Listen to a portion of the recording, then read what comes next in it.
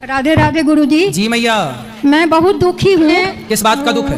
बहुत भारी दुख है। मेरे 2008 में लड़का 35 साल का था, गुजर गया। ठीक है। मालिक थे तो वो 72 साल के थे, तो वो तो समझिए समय उनका हो गया था, तो वो गुजर गए। ठीक है।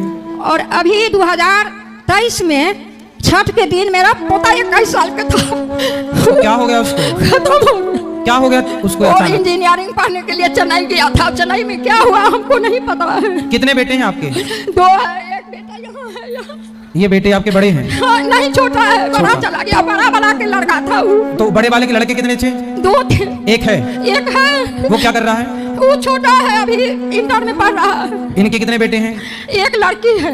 एक लड़की है। हाँ। कई बार हम लोग दुख में इतने पागल हो जाते हैं कि जो हमारे साथ अच्छा होता है वो तो हम देख ही नहीं पाते, जो बुरा होता है वो देख लेते हैं। जैसा कि फर्स्ट में आपने बोला गुरुजी हम बहुत दुखी हैं। जैसा आपने बताया कि एक बेटा आपका चला गया, एक पोता चला गया, ये आपका दुख है। अब बेटों की हम बात कर रहे हैं। बेटे 2 थे तो अब बेटा 1 है, इसलिए एक बेटा है और 2 बेटियां हैं और पोता है और पोतियां हैं। तो जो है उसमें खुश रहिए और ये मत कहिए हम बहुत दुखी हैं। आप ये कहिए कि हम बहुत सुखी हैं, क्योंकि जो हो चुका है क्या उसे आप वापस ला सकते हैं? नहीं। क्या उसे आपके रोने से बदला जा सकता है? नहीं। आपका बेटा चला कहाँ गया? भगवान के घर। आया कहाँ से था? भगवान के घर। तो जहाँ से आया था वहीं चला गया, वहीं आपको और हमको सबको जाना है। इसलिए ईश्वर के जो विधान है उस विधान पर प्रश्न चिन्ह कोई ना लगाए। जो हो रहा है वो ना तो जीवन हमारे हाथ में है ना तो मृत्यु हमारे हाथ में है। इसलिए आप सदा पॉजिटिव रहो, सकारात्मकता से भरो, अच्छा सोचो कि जितना आपके भाग्य में है उतना तो मिलेगा। उसके भाग्य से जरा भी ज्यादा मिल गया तो है, पर वो आपका नहीं है तो नहीं। गुरु जी, मेरे कहने का मतलब है भगवान के यही सोचता है कि जवान बेटा जवान पोता ले जाए, उसको दादी उसको माँ बूढ़ी पड़ी हुई है,